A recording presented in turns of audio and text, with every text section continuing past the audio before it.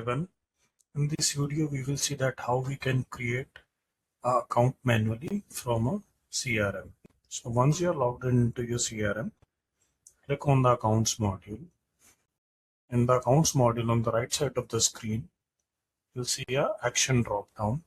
There click on plus new icon and this will open an account template. So here you need to add all the information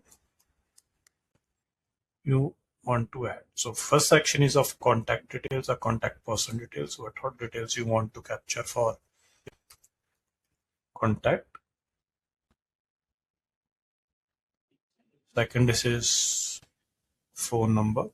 All these fields can be customized and can be renamed or can be changed as from the configuration side. So when all these things are filled, the next section comes of account information. Here you need to mention the account name. Account name is nothing a business name, or it could be if you are in B2B, it could be your client's business name, or it can be a simple customer name in B2C. What type of account it is.